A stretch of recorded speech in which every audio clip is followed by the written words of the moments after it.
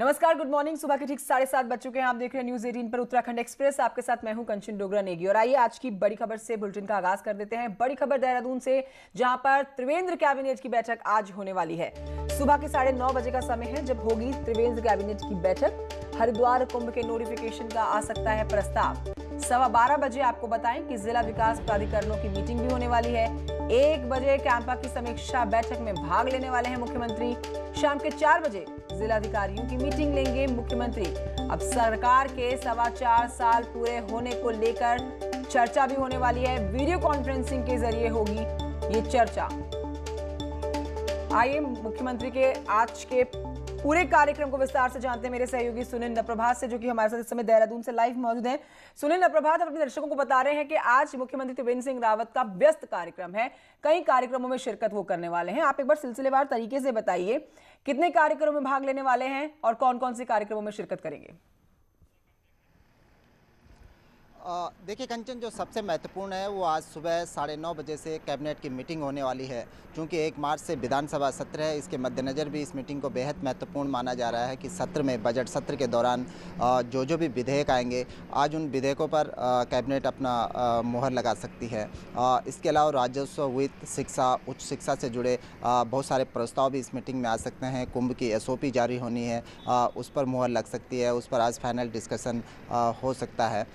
इसके अलावा शाम 4 बजे सरकार के जो 4 साल का जो कार्यकाल पूरा होने जा रहा है 18 मार्च को, उस दिन जो कार्यक्रम होने हैं वो ब्लॉक लेवल पर होंगे, विधानसभा स्तर पर होंगे, जिला मुख्यालय पर होंगे। उनकी क्या रूपरेखा होगी, किस तरह से ये कार्यक्रम होगा, क्योंकि सरकार का एक नारा है कि सरकार के विकास के 4 साल, बातें कम काम ज़्यादा, उसको लेकर पूरा डिस्कशन आज मुख्यमंत्री 4 बजे करने वाले हैं। तमाम जो ज़िले हैं उनके DM वीडियो कॉन्फ्रेंसिंग से जुड़ेंगे। इसके अलावा SDM वीडियो कॉन्फ्रेंसिंग से जुड़ेंगे। जो खंड विकास अधिकारी हैं, ब्लॉक डेवलपमेंट ऑफिसर हैं, वो इस वीडियो कॉन्फ्रेंसिंग से जुड़े होंगे। इसके साथ साथ जो तमाम विधायक हैं उनको भी पहले ही सूचना कर दी गई है कि वो इस मीटिंग को ज़रूर अटेंड करें, क्योंकि जो सरकार की 4 साल का जो कार्यकाल कंप्लीट होने जा रहा है, उस दिन सरकार अपनी उपलब्धियाँ रखेगी, आगे का रोड मैप रखेगी और सरकार ये भी बताएगी कि इन 4 सालों में उसने जनता से जो वायदे किए, उन वायदों पर सरकार खरा उतरी है और कौन कौन सी वो चीज़ें हैं जो अगले 1 साल में सरकार करने जा रही है। तो 4 साल का जो कार्यकाल है, 18 मार्च को जो उत्सव सरकार पूरे प्रदेश में मना रही है, वो उसकी रूपरेखा आज खुद मुख्यमंत्री तय करेंगे कि किस तरह से कार्यक्रम 18 मार्च को किए जाएंगे। जी ठीक है सुनील नप्रभात, सुबह 9:30 बजे से ही मुख्यमंत्री त्रिवेंद्र सिंह रावत की व्यस्तता का कार्यक्रम शुरू हो जाएगा। मैं आपसे हरिद्वार कुंभ के लिए एक सवाल लेना चाहती थी कि हरिद्वार कुंभ के लिए नोटिफिकेशन पर प्रस्ताव आ सकता है। क्या माना जाए कि आज का दिन हरिद्वार कुंभ के लिए फाइनल डे हो सकता है? क्योंकि पीछे मुख्यमंत्री त्रिवेंद्र सिंह रावत ने खुद ये बात कही थी कि हमने साधु संतों के साथ बैठक करके, बातचीत करके एक सीमित समय जो तय किया है, हर एक चीज पर फैसला ले लिया गया है और तैयारियां भी लगभग पूरी हो चुकी है। बिल्कुल कंचन, क्योंकि केंद्र ने जो दिशा निर्देश राज्य को देने थे, जो SOP थी, केंद्र अपनी SOP जारी कर चुका है। इसके अलावा राज्य सरकार ने भी जो तमाम तैयारियां हैं कुंभ के मद्देनज़र वो वहां पर की जा चुकी हैं। आज जो राज्य सरकार अपनी ओर से जो SOP जारी कर सकती है, जिस SOP पर आज कैबिनेट विचार करेगी कि किस तरह से कुंभ में जो श्रद्धालु आएंगे, क्या क्या प्रोटोकॉल, चूँकि कोरोना काल भी है, कोरोना काल के मद्देनज़र क्या प्रोटोकॉल अपनाए जाएंगे, किस तरह से भीड़ को नियंत्रित किया जाएगा और किस तरह से जो सोशल डिस्टेंसिंग है वो कुंभ जैसे महा आयोजन में भी उसको बनाए रखा जाए। खासकर जो कोविड नेगेटिव रिपोर्ट लाने की बात थी, वो किस तरह से इसकी पूरी रूपरेखा बनेगी। ये भी बात आई है कि जो तमाम साधु संत हैं उनको भी अपना कोविड टेस्ट कराना होगा, उनको भी कोविड नेगेटिव रिपोर्ट लानी होगी। चूँकि एक बड़ा आयोजन है, हजारों लाखों की संख्या में इसमें श्रद्धालु आएंगे, कितनी उनकी संख्या होगी, महास्नानों पर क्या संख्या होगी, वो बहुत कुछ इस प्रस्ताव में होगा जिस पर आज कैबिनेट में चर्चा हो सकती है। बहुत शुक्रिया आपका सुनील नप्रभात, जानकारी के लिए। आप नजर बनाए रखिए मुख्यमंत्री के हर कार्यक्रम पर। आपके पास और जानकारी के लिए फिर लौटेंगे। फिलहाल आगे बढ़ेंगे और अपने दर्शकों को बताएंगे कि गैरसैंण विकास परिषद की मीटिंग में उस समय अजीब सी एक स्थिति बन जाती है जब विधानसभा अध्यक्ष ने एक एक कर ऑफिसर से परिचय मांगा। जी हां, बारी सिंचाई विभाग की आई तो कोई जिम्मेदार अफसर मौजूद ही नहीं था। अफसर मौजूद था जो वहां पर उन्होंने सफाई दी कि अपर सचिव सिंचाई पहुंच रहे हैं। जब विधानसभा अध्यक्ष ने पूछा कि अपर सचिव कौन है, तो सिंचाई विभाग के ऑफिसर ने अपने ही विभाग के अपर सचिव का नाम नहीं बता पाए हो। बड़ी अजीब सी स्थिति इस वक्त में हो जाती है। बिना जवाब दिए सीट पर बैठ गए। इस पर विधानसभा अध्यक्ष ने मीटिंग में कड़ी नाराजगी जाहिर की। जो हमारे एक अधिकारी थे जो अपने जिस प्रकार से मैंने उनसे पूछा, तो ये थोड़ा सा इसमें कष्ट तो होता है कि ये चीज़ की जानकारी जो बहुत सामान्य चीज़ है वो कभी कभी देखने में नहीं मिलती है, तो थोड़ा खराब लगता है। अब बढ़ते हैं आगे, आपको बताते हैं कि हरीश रावत रुड़की के पास में भगवानपुर के कुंजा बहादुर गांव पहुंचे थे। यहां किसान पद यात्रा की उन्होंने शुरुआत की और इस दौरान ममता, राकेश, फुरकान अहमद समेत अन्य नेता भी उनके साथ मौजूद रहे। हरीश रावत ने कहा कि वो किसानों के संघर्ष के साथ हैं। उनकी यात्रा का मकसद ही किसानों को मजबूत करना है।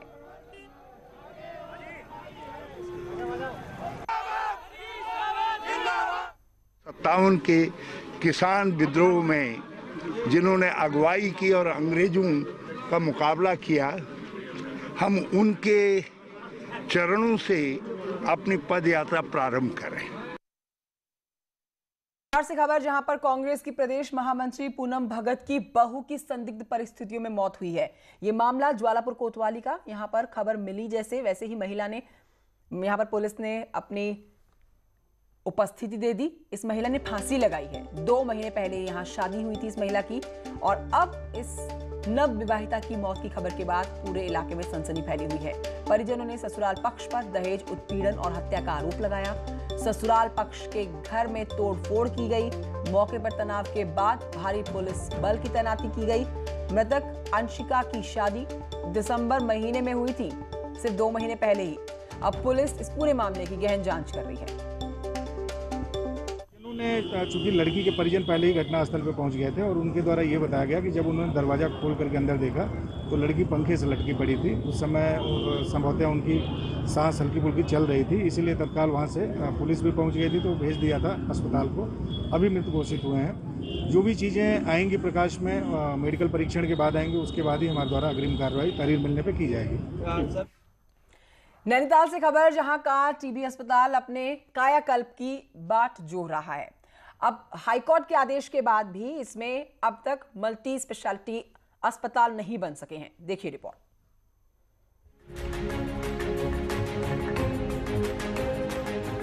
एक जमाने में भवाली का टीबी अस्पताल लोगों को बेहतर इलाज देने के लिए जाना जाता था। इस अस्पताल का महत्व कितना था, इसका अंदाजा इस बात से लगाया जा सकता है कि यहाँ पर कमला नेहरू और महादेवी वर्मा जैसी हस्तियों ने भी अपना इलाज करवाया। लेकिन आज ये अस्पताल खुद बीमार हो गया है। 2018 में हाईकोर्ट ने इसमें 6 महीने के भीतर मल्टी स्पेशलिटी हॉस्पिटल बनाने के आदेश दिए थे, लेकिन आज तक काम पूरा नहीं हो सका, जिससे कोर्ट की अवमानना भी हो रही है और लोग भी खासे परेशान हैं। पूरे क्षेत्र के लोग सब स्वास्थ्य के लिए बहुत परेशान हैं। इसमें हमें बाध्य होकर फिर से अवमानना के लिए माननीय उच्च न्यायालय की शरण में दोबारा जाना पड़ेगा। इसका तो पूरे क्षेत्र को, यहाँ पर अस्पतालों की बहुत कमी है। पहाड़ के लोग हैं, यहाँ से उनके पास हल्द्वानी या और बाहर जाने से अलावा कोई रास्ता नहीं है। प्रशासनिक अधिकारियों का कहना है कि कोर्ट के आदेश का पालन किया जाएगा। जो डायरेक्शन अभी मिले हैं माननीय उच्च न्यायालय के और शासन के, तो वो हमारी प्राथमिकता में रहेगा कि हम उसको शीघ्र से शीघ्र इस कार्य को अंजाम दें। 1912 में बने और अपने में इतिहास समेटे इस टीबी अस्पताल का कब कायाकल्प होगा, ये देखने वाली बात है। नैनीताल से न्यूज़ 18 के लिए वीरेंद्र बिष्ट की रिपोर्ट। पिछले 1 साल से बंद राज्य की यूनिवर्सिटी और कॉलेजेस की अब बात करेंगे, जो कि अब फुल टाइम के लिए खुलने जा रहे हैं। 1 मार्च से सभी कॉलेजेस खुल जाएंगे। प्रमुख उच्च शिक्षा आनंद वर्धन ने इसके आदेश जारी कर दिए हैं। कोविड-19 की गाइडलाइंस का पालन करते हुए शासन ने सभी यूनिवर्सिटीज कॉलेजेस को ऑफलाइन मोड में खोलने के आदेश दे दिए हैं, जिसमें फर्स्ट और लास्ट सेमेस्टर के ग्रेजुएशन के थ्योरी और प्रैक्टिकल दोनों की क्लास ऑफलाइन मोड में चलाई जाएगी। यानी कि अब कॉलेजेस में छात्रों का पहुंचना देखा जाएगा, लेकिन ऑफलाइन मोड में। उच्च शिक्षा के जितने भी कॉलेज और यूनिवर्सिटीज़ हैं वो कोविड-19 के मानक और जो भारत सरकार और राज्य सरकार के संबंधित विभागों के जो दिशा निर्देश हैं उसका अनुपालन सुनिश्चित करते हुए 1 मार्च से उनको फिजिकली ओपन करने का निर्देश दिए गए हैं। उत्तराखंड में नशे के खिलाफ लगातार अभियान चल रहा है। इस पर आपको बता रहे हैं कि इसी कड़ी में नशा छोड़ चुके युवा भी बड़ी संख्या में शामिल हो रहे हैं और जो लोग नशा छोड़ने के लिए इनको जागरूक कर रहे हैं, उसी पर देखिए रिपोर्ट।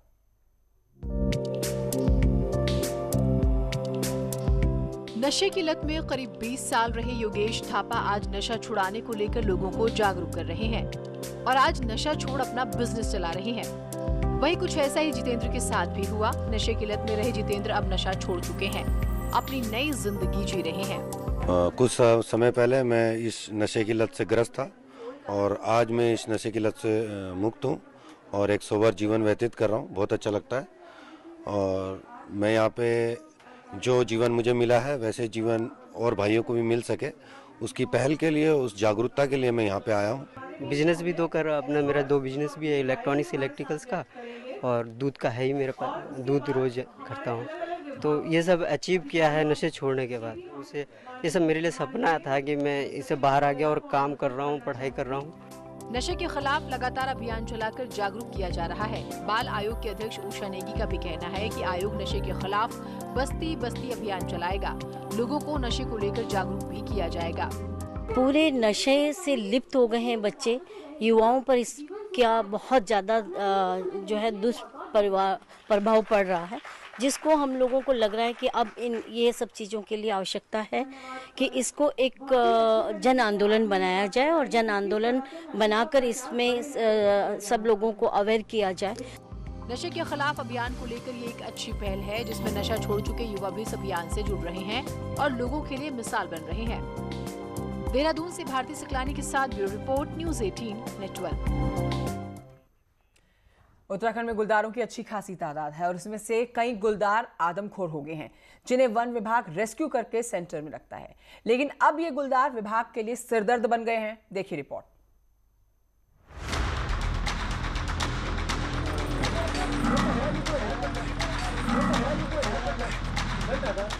उत्तराखंड में आए दिन गुलदार के हमलों से लोग परेशान हैं। वन विभाग कई गुलदारों को पकड़कर रेस्क्यू सेंटर में डाल चुका है, लेकिन ये रेस्क्यू सेंटर भी अब फुल हो गए हैं। विभाग के पास रानीबाग और चिड़ियापुर में 2 रेस्क्यू सेंटर हैं जो फुल हैं और इनकी देखरेख खाना पीना विभाग के लिए मुसीबत बन रहा है।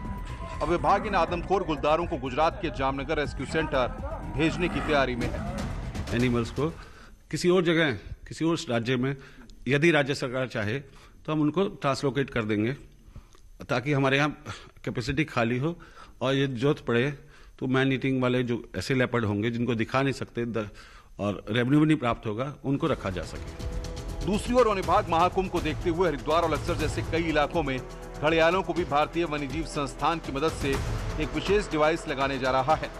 इसके लिए घड़ियालों का पिछले 10 साल के डाटा को खंगाला जा रहा है। हाँ, पिछले कई वर्षों में देखा गया है कि इस समय में बरसात से पहले घड़ियाल की बहुत बड़ी समस्या आ जाती है मानव वन्यजीव संघर्ष में। तो WIA के साथ और GTZ के साथ एक प्रोजेक्ट चालू किया। आज मीटिंग हुई थी तो उसके लिए रेडियो को उनका टैगिंग करेंगे ताकि देखा जाए कि उनकी मूवमेंट क्या है, उनका बिहेवियर क्या है। मैन एनिमल कॉन्फ्लिक्ट के मामले में उत्तराखंड में लगातार मामले सामने आ रहे हैं और इनमें भी सबसे ज्यादा गुलदार के हमले सामने आते हैं। वहीं अब इंतजार गुजरात सरकार की मंजूरी का है। अगर ऐसा होता है तो ये पहला मामला होगा जब एक साथ 7 आदमखोर गुलदारों को ट्रांसलोकेट किया जाएगा। सुनील प्रभात, न्यूज़ 18 देहरादून।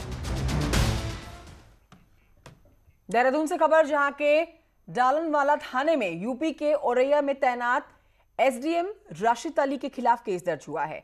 SDM राशिद अली के अलावा 5 और लोगों पर ही इस तरह के आरोप लगे हैं और शरद सिंघानिया नाम के एक शख्स की शिकायत पर यह केस दर्ज किए गए हैं। जमीन की खरीद फरोख्त का ये मामला है। आरोपी SDM राशिद अली तत्कालीन देहरादून में तहसीलदार के पद पर तैनात थे। इसमें आपको बताते हैं, हरिद्वार महाकुंभ में आकर्षण का सबसे बड़ा केंद्र नागा सन्यासियों का पहुंचना शुरू हो गया है। नागा सन्यासियों के सबसे बड़े अखाड़ों में से एक निरंजनी अखाड़े की पेशवाई 3 मार्च को निकलेगी, जिसमें बड़ी संख्या में नागा सन्यासी शिरकत करेंगे। हरिद्वार में आज निरंजनी अखाड़े के प्रांगण में पहुंचे नागा सन्यासियों का स्वागत किया गया। इसी के साथ निरंजनी अखाड़ा में कुंभ से जुड़े हुए धार्मिक कार्यों का भी आगाज हो गया है। है और हमारे नागा आने शुरू हो गए हैं और हमारे नागाओं के द्वारा ही कन्या पूजन हुआ है। कुल कितने नागा इस कुंभ में आने खड़े? देखिए, जहाँ तक मुझे आशा है हजारों की संख्या में नागा हमारे यहाँ आएंगे जो एसएमजन पीजी कॉलेज में प्रवेश करेंगे। चलिए आगे बढ़ते हैं। आपको बताते हैं कि देहरादून में मोबाइल शोरूम में चोरी करने वाले घोड़ासन गैंग के लीडर के साथ एक और आरोपी को धर दबोचा गया है। 8 फरवरी को दून में घंटा घर के पास में शटर तोड़कर लाखों के मोबाइल चोरी किए गए थे। इस गैंग के लीडर रियाजुद्दीन और छोटे लाल प्रसाद को दून रेलवे स्टेशन से गिरफ्तार किया गया। ये दोनों आरोपी एक और वारदात के इरादे से देहरादून पहुंचे हुए थे। अब अलग अलग राज्यों से मोबाइल चोरी करके उन्हें ये लोग नेपाल में बेचा करते थे।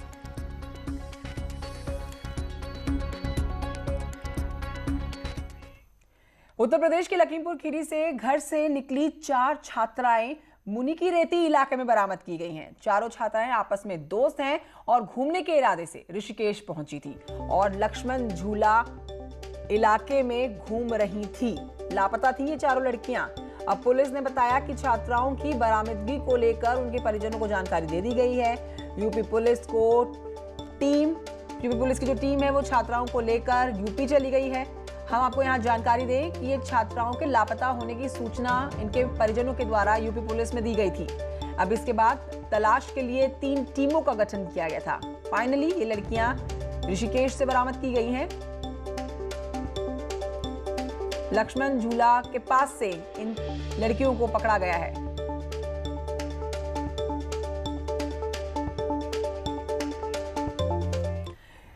इस बीच आपको बताते हैं कि हरिद्वार पुलिस ने सेक्स रैकेट का खुलासा करते हुए 2 आरोपियों के साथ 4 लोगों को गिरफ्तार किया।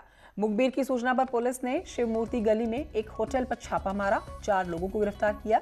2 आरोपी फिलहाल फरार हैं। आरोपियों में एक बिजनौर के झालू नगर पंचायत का सभासद बताया जा रहा है। पुलिस ने होटल के मैनेजर के मोबाइल से कई लड़कियों की तस्वीरें और फोन नंबर बरामद किए। साथ ही 55,000 की नकदी भी जब्त की गई है।